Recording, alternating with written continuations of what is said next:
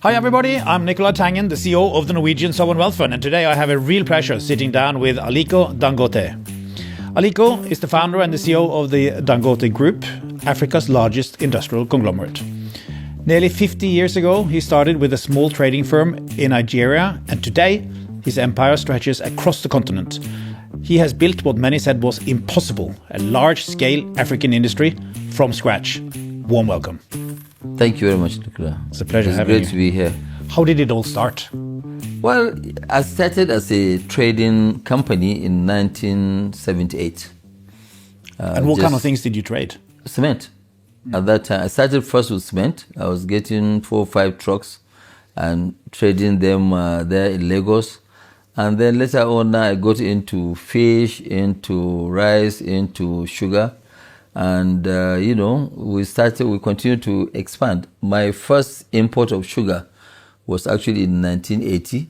Wow. And everything was under import license, so I got a license. I mean, your family had been into trading for several generations, right? Several generations. Your grandfather? My great-grand, if you, from the maternal side, my mom's grandfather, they call him Al-Hassan Dantata. He was actually even trading, Nigeria, Ghana, and he died in 1955 before I was born. But he was the richest West African at that time, during his time. And of course, my own late grandfather, Sanusi Dantata, he was actually the richest Nigerian too at some point. And you grew up with your grandfather? I grew up with my grandfather because my father died when I was just about 8 years old. But was it your grandfather who taught you how to trade? Who taught me how to trade. He sent me to school and this. But then, actually, I never ever grew with my father. I've never stayed with my father. Because when I was born, I was the first grandson. In our tradition, first grandchild will now go and stay with the grandparents. All right. So my late sister, happened to be the first grandchild. So they took her away. And then the next was me, a boy. So they also took me away. So both me and my sister, we grew up with my own grandparents. Wow. Yes. What's the key to trading well? The key, first of all, is actually discipline. You have to be very, very disciplined. You have to know what to trade in. It's not that you'll be jack of all trades. No, you must choose what do you really want to do for your life. And then you pick up and concentrate on that. And then pleasure and business, they don't mix at all. Okay. And that is the kind of discipline that I got. My grandfather used to start working from 6 in the morning. And he worked till, late. Had a very simple life. Some days he drive himself. That is how simple that, he was.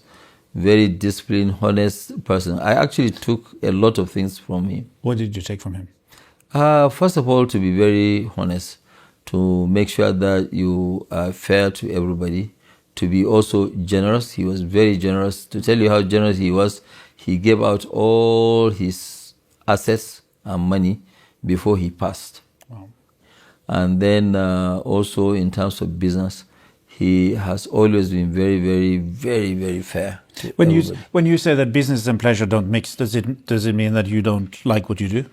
I love what I do. So when you look at the business, for example, today, right? Why is it that people see that I work so hard? Do you know why?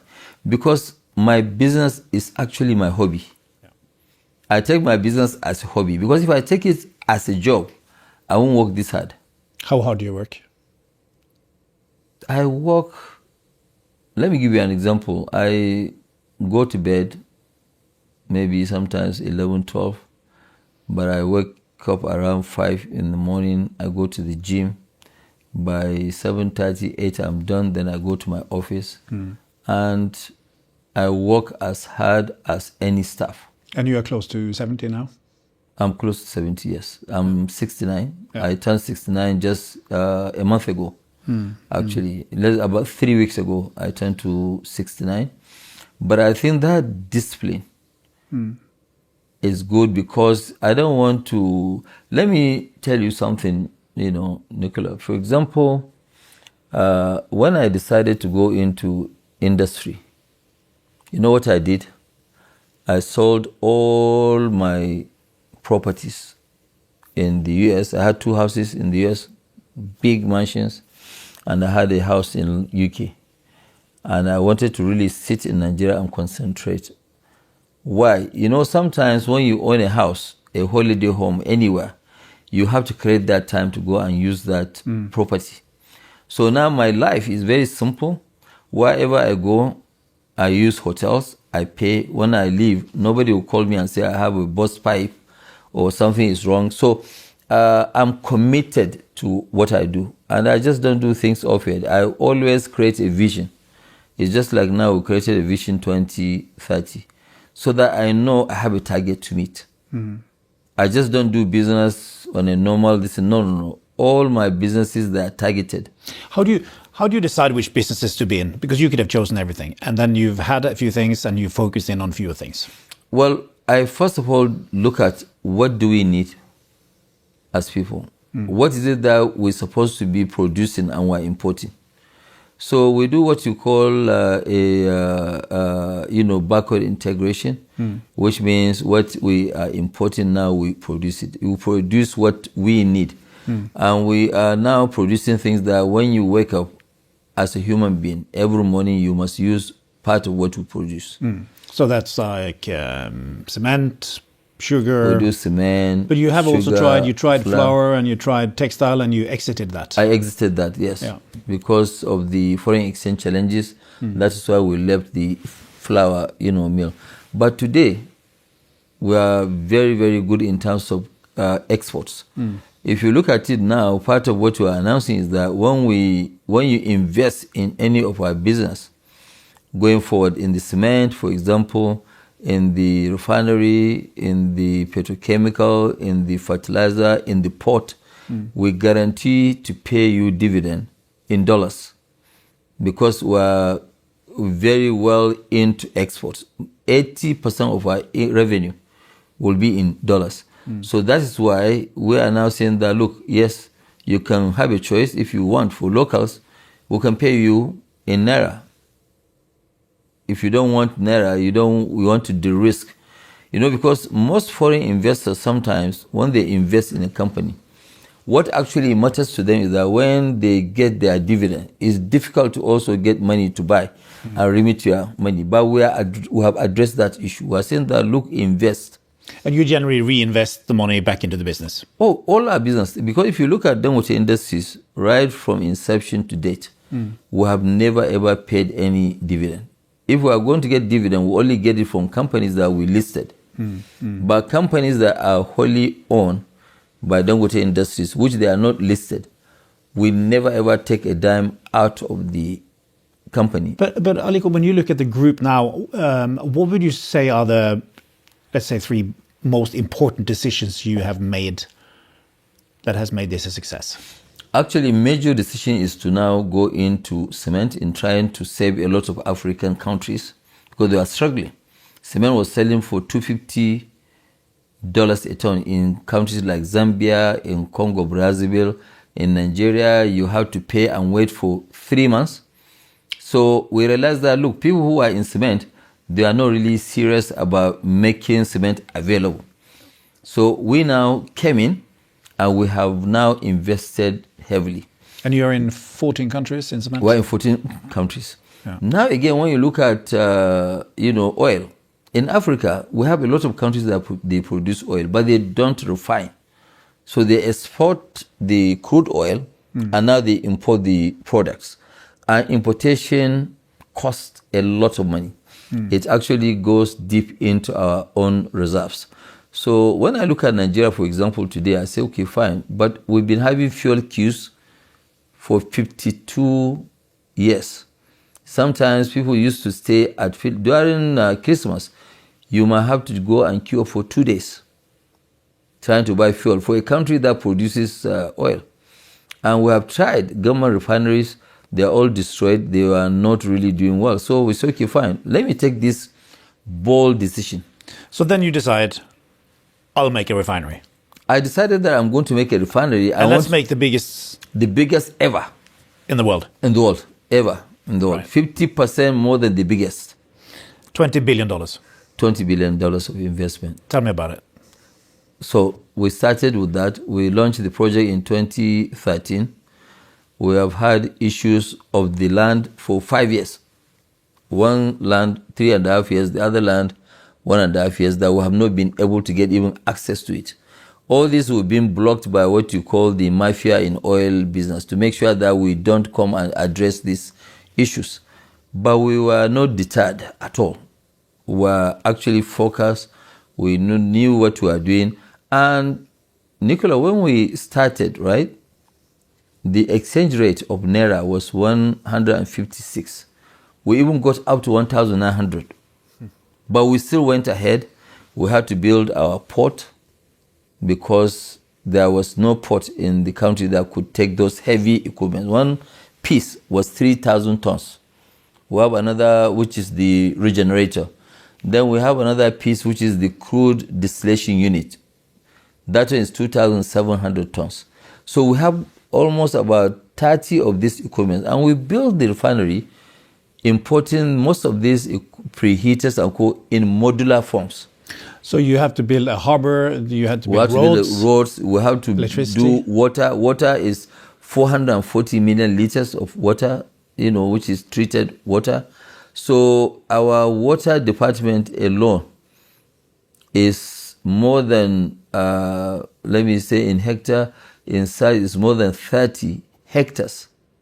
How many people worked on this? 67,000 people worked on the building of the refinery, and it took us. This is a size. That's the size of the town where I grew up. Well, but I mean, that is how we had to actually now, because we are building something. And luckily, let me tell you what people don't know. Luckily for us, we didn't know what we were building. Because if you knew, I was faced with the plan and the drawings all at once, right? I wouldn't have built this refinery. I would have actually chickened out. Really? Yes, because, I mean, when we started, it's like you started swimming across the ocean. When you get middle of the ocean, you realize that the tide was bad. When you go forward, it's bad. When you go backwards, so you have to walk forward. And that is what we did. We had to just keep working and believing that we will deliver. Where did you get the money from? We got a lot of support. First of all, we were actually meant to fund most of this from our internally generated funds. But because of the devaluation, so we had to now rely on Afrexim Bank, African Finance Corporation, Zenith Bank, Access Bank, UBA, and a couple of some of the local banks. But of course, we also have a very good relationship with the Standard Bank of South Africa, and at the beginning, Standard Chartered Bank of UK. We were very, very, very, very lucky. And what happened when we finished the refinery, things now have turned out to be much more than our own expectations. Mm. What are you seeing on the back of the crisis in the Middle East in terms of that business? Well, actually, all your businesses. What's the effect on Well, the effect on our businesses is actually more of beneficiary than actually downside. Because if you look at urea, where we are producers. Which is the fertilizer. Which is fertilizer. Today, fertilizer is in a very high demand. Not only in the high demand, in February, before the Middle Eastern crisis, we were selling a ton for about $400. Today, we are selling a ton of fertilizer for $850. And we are actually oversold. In plastics, polypropylene, it has moved from $900. In UK today, it's about $3,000.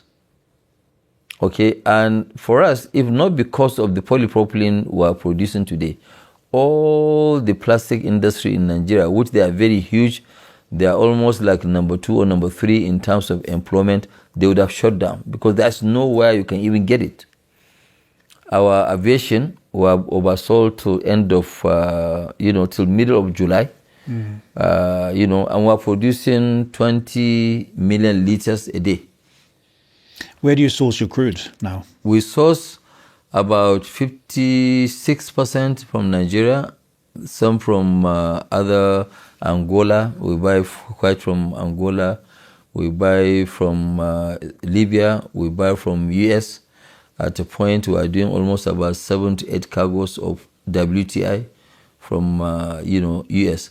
But we are getting more of Nigeria's crude now. So, we have to buy now 21 cargoes every month. That's how big we are. And, we're more than doubling the refinery. In the next 30 months, we'll be at 1.4 million, which is huge. What are the forces which have been trying to work against you in this project? Just you mentioned kind of the kind of mafia. Well, the people who are actually benefiting, because Nigeria was given almost about $10 billion every year as subsidy. So there are shippers who are making tons of money. There are traders who are making tons of money buying the crude and sending us, product. They use it. They say that it's a trade which they give you crude and then you supply them with products. There are also the local people because it was subsidized. So a lot of people, very few people are getting allocation. So they are making tons of billions of naira. So these are the people that are not agreeing for us to settle down because they believe that no, we are coming here to displace them, which is, that's, of course, that's what we have done now. Absolutely. And now you're going to replace more people because you are planning to do a project in Tanzania. Tanzania, there are a couple of countries that they say, okay, look, with what has happened in the Middle East, we don't want to rely on the supply anymore from there. We need our own refinery. So Uganda, Tanzania, Kenya, and some of the other countries like, Rwanda and co. When we build the refinery, the same size, 650, we'll be able to serve up to Ethiopia. Are you going to build all these refineries? Yeah, we're going to. We're going to build. So what's the total spend on this? We have now the group, as a group wide, we have $45 billion to spend. But we're also doing LNG in Nigeria. We're doing a gas infrastructure to remove all the gas we are flaring in the southern part and eastern part, bringing it to the west where we are setting off an LNG plant. About 12 million tons of LNG. Each train will be about 6 million. How are you going to pipe? Are you going to pipe this together? We're piping from there down, and then we have the gas treatment plant. The Nigerian gas is an associated gas. So you have to treat it before you can now use it to regasify. So what we are trying now to do is to make sure that, yes, we look at our income. What is our income stream? What is our revenue? And what is the EBITDA that we have in between 2026 to 2030? What is the gap that we have? What is the another insurance gap that we need to fill? And this is what we have done. And that's why we're coming off with selling part of the business, getting more investors into the business, and also making sure that we continue to, accelerate on the business. Cement going to 100 million tons. In cement, really, we don't even need much money. We are getting financing, and the cash generation is very liquid, is heavy. So we'll be able to actually fund this $45 billion, which will eventually take us to $100 billion of revenue, because our target is to get to $100 billion by 2030, and with a market valuation of maybe more than $250 billion. Because as we speak today, last year our EBITDA was $3 billion, but the target by 2030 is to be 10 times that amount, is to be at over 30 billion of EBITDA. What's the difference between thinking big and thinking too big? What is the difference between thinking big? Because if you think big, you grow big. When you think small, you don't grow at all. So you have to, first of all, know that the business you are going in is a business that you know in and out. It's like myself and any of the staff, 10 of the topmost staff, when you work them late at night, they will tell you the process of each and every part of our business. So we don't think small because, first of all, we know that the market we're operating, that's big gap. But how do you make sure you don't overstretch? No, we don't overstretch because we make sure that whatever that we do our own in terms of funding, we can fund it with no sweat. We have a lot of financial institutions that they believe in us and they are ready to go ahead and back us financially to be able to deliver. That's number one. Number two, they know that we have history of delivery of projects. So since we have history of delivery of projects, they know that yes, their money is not going to be at risk. We have delivered a refinery that has never ever been built with petrochemicals, and we managed 67,000 workers at site. We built during the most difficult times, which is COVID. We built in a very difficult environment, which is Nigeria, and we were able to deliver. When we delivered, did we really commission? Did this thing really work very well? The answer is yes. The refinery has been tested. We have now processed even crude at 661,000 barrels per day. So we have demonstrated that capability where now a lot of financial institutions are saying that yes, if it is Dangote you are doing this project, we are there to back you because we know that you can deliver, you have the capacity, and you have the knowledge, and you have the experience. So now you have 18 businesses in 17 countries. What are the biggest risks, you think? Wow. Well, the biggest risk for us is actually if there are civil war, which is not, it's not in the offing at all. The other biggest risk is, government inconsistencies in policies, of which we're addressing that one, because if you look at like our refinery, the National Oil Company already owns 7.5%, 7.25%, and they are trying to buy more. We're the ones that are saying that no, we want to now spread it and have everybody to be part of. So these are the two biggest risks that we have. The other one was to do with infrastructure. But what we are doing also, Nicole, to tell you, the infrastructure, we are working with government. You know what we are doing today? We have roads which they are more than $3 billion, which we are building.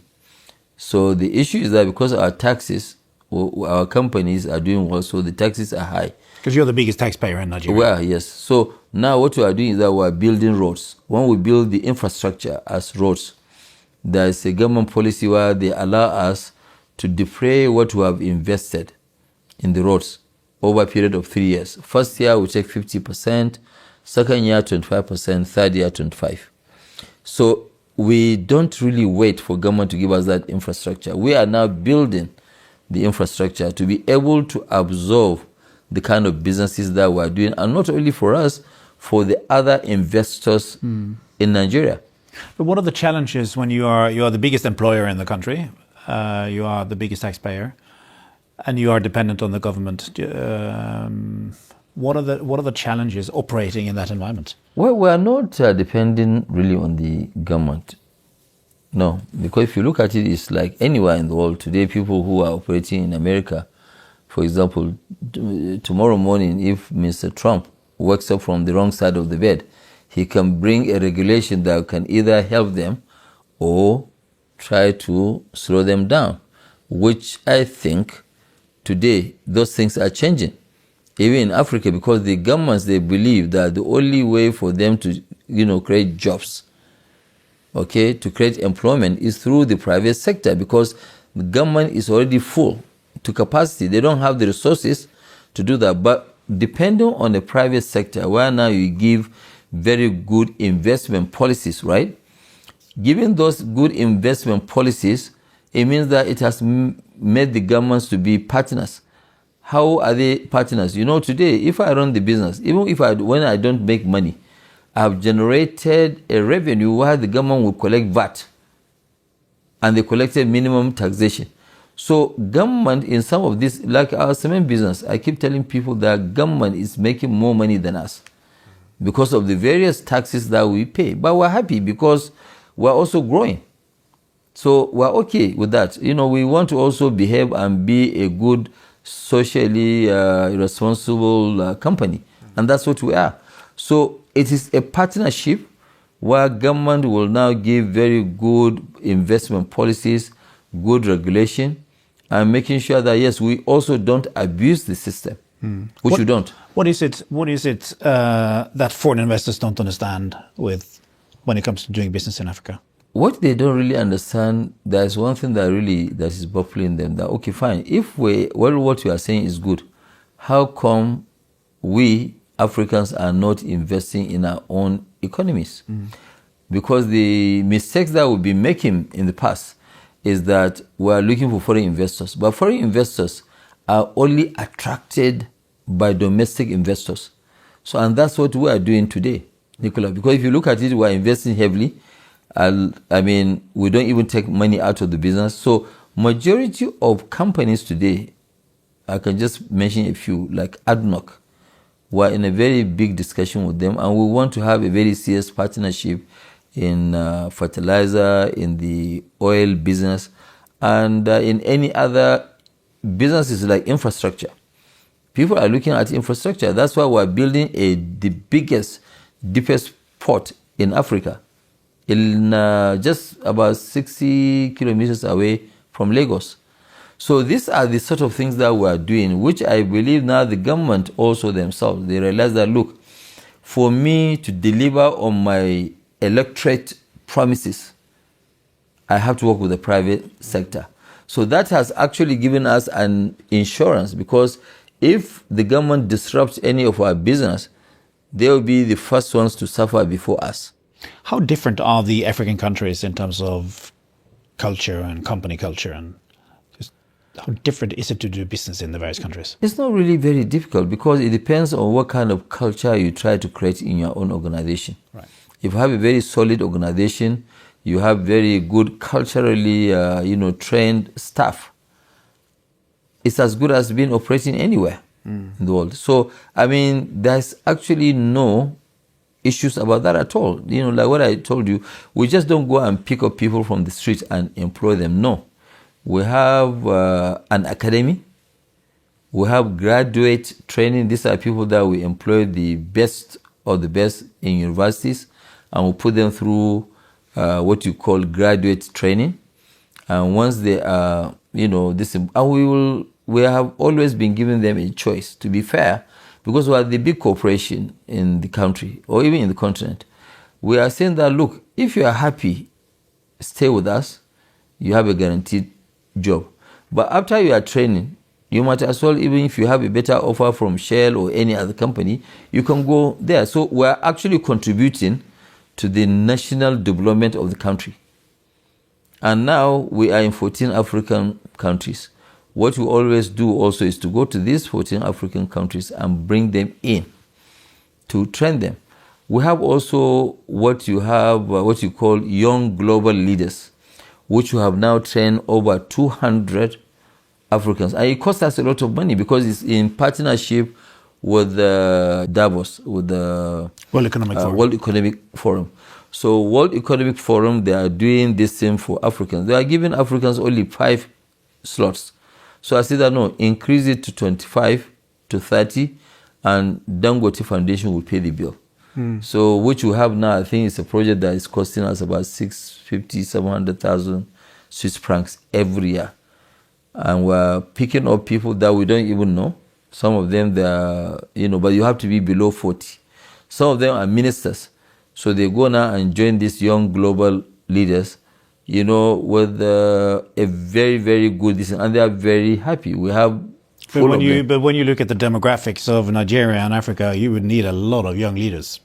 We have. I mean, in Africa, by 2030, we'll have almost 2050, we'll have 1.6 billion working, staff. You know, these are young people. You know, in Africa, majority of our population, they are below 30. Yeah. More than 70%. What are the reflections, when you think about that, what are your reflections? My reflection is that the future is Africa. When you now sit down, you reflect where we are today. And what needs to happen for the future to be Africa? A heavy investment in infrastructure, in training, education first, because you have to work with an educated society, of which a lot of the governments, they are putting average of about 15, some of them even 20% of their budget into education. You know, because we have to upskill to make sure that, yes, we are producing the workers that we need for tomorrow. What are the most promising countries from that point of view? The promising countries, Nigeria, Ethiopia, Kenya, Tanzania, Rwanda is small, but it's very, very promising. You have Egypt is promising. Algeria is also promising, even though they are not very open. So there are more than 10 very good countries in Africa that you can go and invest. Ghana is doing extremely well. Cote d'Ivoire, which is, you know, in West Africa, they are doing extremely very well. Even Guinea, today, you look at the mines that was just opened by Rio Tinto, which cost over $20 billion. You know, so people are coming in now, they realize that, yes, Africa is open for business. And people are ready to go into these sectors. And who is helping Africa with business now? Could you just reflect a bit on China versus the US versus Europe? Honestly, Nicola, you want me to be very open? And, Totally. Yeah, so it's China. China really have dominated business in Africa. And how do because of the absence of the others. Yeah. How do you see that? Well, they are making money. Yeah. They are dominating the landscape. And obviously, you know, Africans, you know, even our own governments, they don't joke with China because China, they put their balance sheet on the table. So some examples of how China has helped you. Okay, let me, some of the projects, like in cement, like some of the things that we do purchase of their equipments and co, they give you a supplier's credit backed by their insurance company, which is called Sinosure. Sinosure has invested, to talk about 1.2 trillion in supporting their companies to go abroad and sell their technology, sell their equipment, and giving you a credit of 4 or 5 years.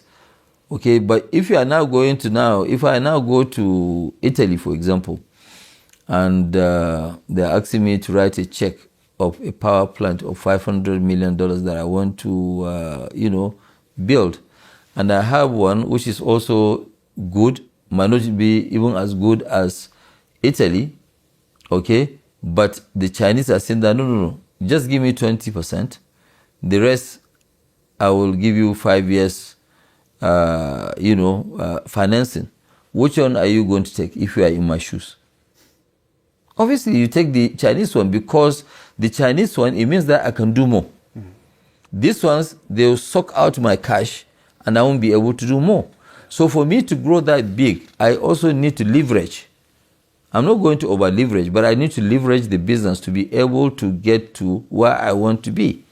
And where we want to be is something very, very, very big. You know, we want to do ports. We are spending $45 billion between 2026 and 2030. So if we are going to, you know, obviously I will lean more to this. But right now, today, I've seen that US is also changing. This time around when I went to Development Finance Corporation of US, they just got about 208 billion. They are very hungry for infrastructure.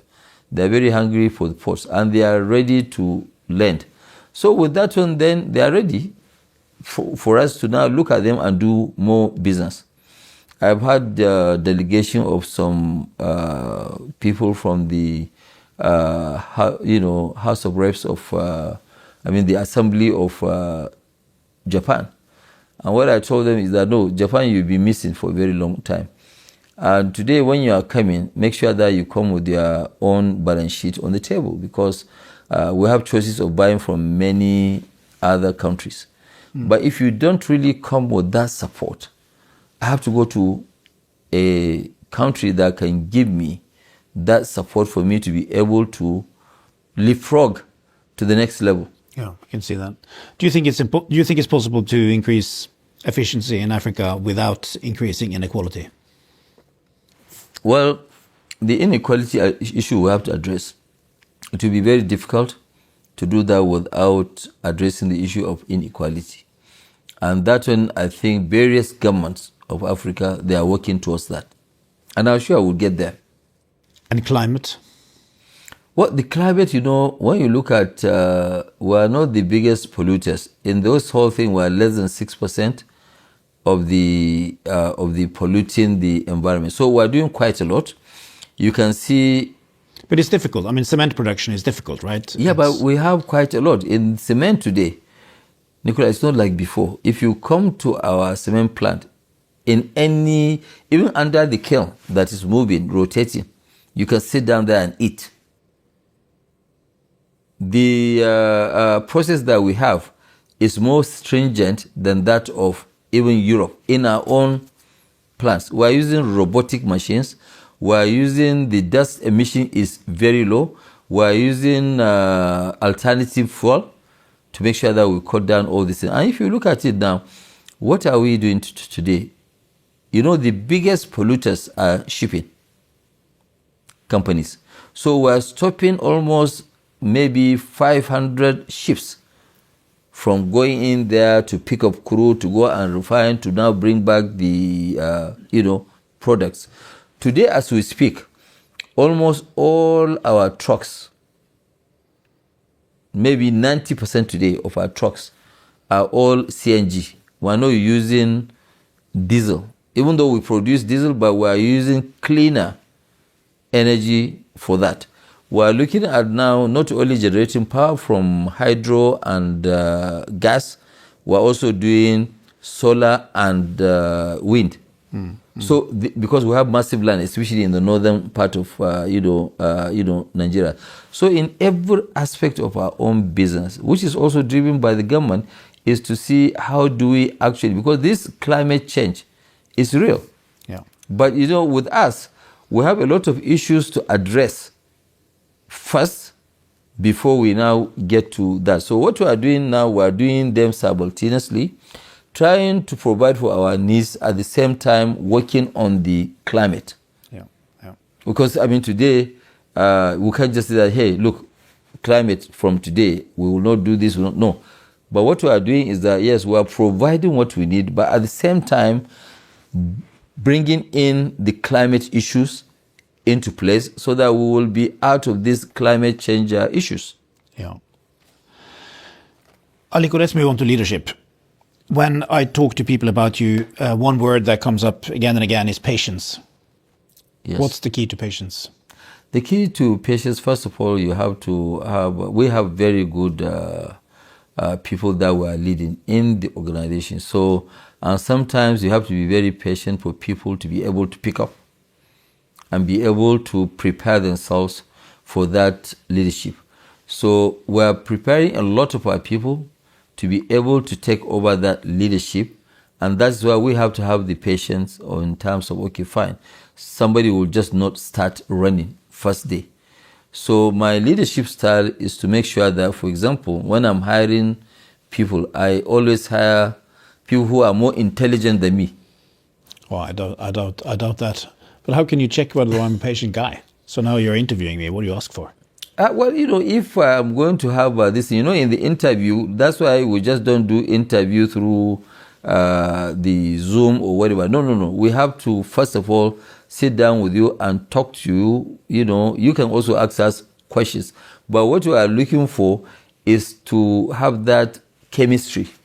We have to now make sure that we align, we have the same, thinking, and you are not thinking of something totally different. You are not thinking of being socialist, for example, or we are thinking about being capitalist. So that chemistry has to come in. Are you more patient now than when you were younger?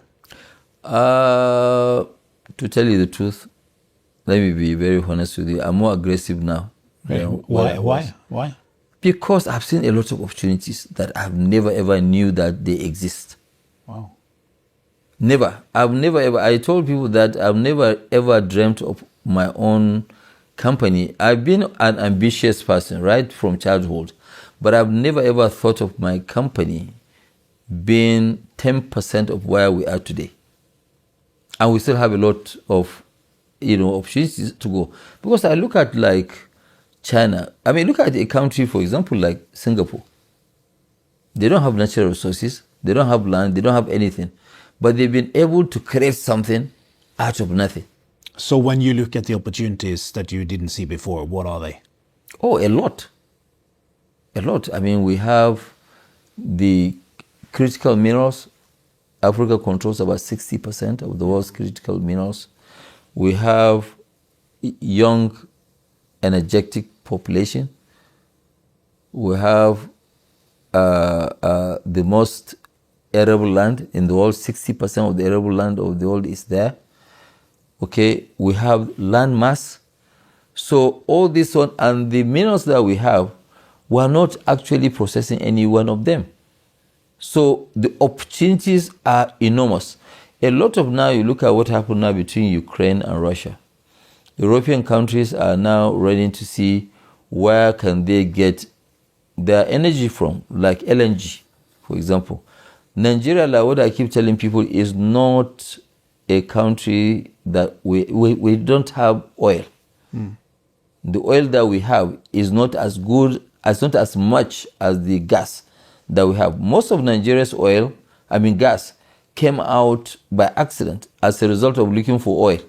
So when we go now deep looking for gas, Nigeria can be one of the biggest suppliers of LNG in the world. And that's why now we want to do a gas pipeline, which the government is promoting, and they want us to join, taking gas now all the way from Nigeria around up to Spain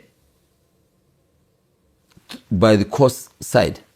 So now we are already in Ghana. So Ghana, the next phase will be Côte d'Ivoire, Mauritania, where they will inject their own gas. Then Senegal too will inject their own gas. Then we jump into Europe. So going forward, Africa will be supplier of most of these critical items. What do you think is driving you now? I mean, you're already the wealthiest guy in Africa.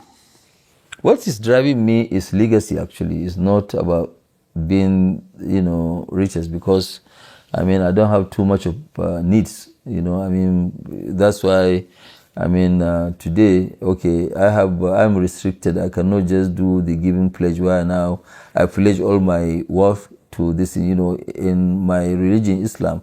It does not allow for that unless if the inheritors agree with you. But I've given now 1/3 of my wealth to the foundation. If anything happens to me now, 1/3 will automatically go to my, foundation. But what is driving me the most is that we have a lot of needs in Africa. And for people like us, for corporations like us, we are the ones that are supposed to provide that leadership in terms of transforming the economies of Africa. If we don't, we will not be able to get support from anywhere. We have been waiting for long for foreign investors to come and invest and actually, show what are the potentials of Africa. But today, we are the ones that will end up showing people that these are the potentials, and that I personally believe, that by doing so, a lot of corporations will join us in funding this massive infrastructure that will make Africa, to be at the next level. What do you hope your legacy will be? My legacy will be that I'm one of the ones that actually pioneered, the industrialization of Africa. That's my focus, to make sure that Africa produce what we consume. This is my main focus, and for us to keep pushing, to make sure that we have one common market. I have a group which is called the African Renaissance, and there are quite a lot. Any big guy in Africa, 54 of us were in this group. which we meet physically once in a year in Rwanda, which is Kigali. And we've been supported by a lot of presidents. And I think the more they understand what we are trying to do, the more that we'll achieve. Because nobody can transform our continent but us, we Africans. And that is why we are trying to mobilize all the entrepreneurs to make sure that they join us at different levels.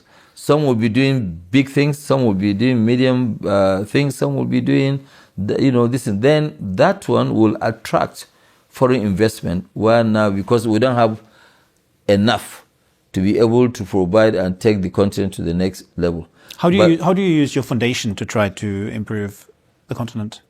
Well, the foundation's work, the foundation about 2014, I did an endowment of $1.25 billion. So what we are now doing mostly is actually partnership. We have, I think, if I'm right, based on what Mr. Bill Gates told me, he said that we are one of the best partners they've had as a foundation. We've been able to eradicate polio, and we're working on quite a lot of things. Being primary health care, nutrition. These are areas that we are working with them. In some areas in education, we are doing that on our own. But as we speak right now, my head of foundation, she's in Saudi Arabia, trying to work with other foundations to see how do we really attract, because we have, unfortunately in Nigeria, we have almost about more than 10 million kids out of school. So we're investing heavily in terms of education. And as we grow more, we'll keep funding the foundation to be able to take care of all this: poverty alleviation, health, empowerment of people, and also education. So these are the areas that we're really focusing. How do you relax? How do I relax? I try to sometimes take my grandkids, if they're around, take them to the beach. I love going to the beach, but I love also exercising. What do you do at the beach? We just go there and play. That's what I'm talking of play. You're a big Arsenal fan. You nearly bought the team, right? Almost, yes. And tell me about it. Well, you had to make a choice. When I was really very, very focused on buying Arsenal, then I was also facing the challenge of making sure the refinery gets to its own completion, the fertilizer, the petrochemical. And then when I look at it at that time, I said, okay, fine, but I have needs of funds. Will I go and put, at that time, Arsenal was worth just about $2 billion. Should I put my $2 billion in Arsenal and now allow the business to suffer? Or should I now complete the business? Then I can continue to remain a very big supporter of Arsenal.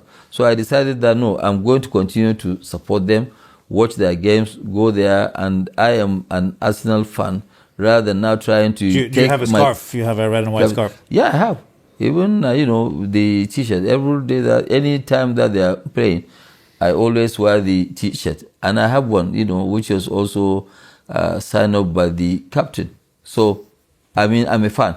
And it's better for me to remain as a fan and continue to fund my own business rather than just putting, today they are worth billions and it's not really worth my while at all. What is your advice to young African people? My own advice to young African people is to work hard and also have the belief that the future is greater than the current situation that we're in. That Africa is a promising land and they should stay at home and make sure that we collectively build our continent rather than just flying out somewhere else. Aliko, it's been amazing. Thank you so much. Thank you. Great to be here.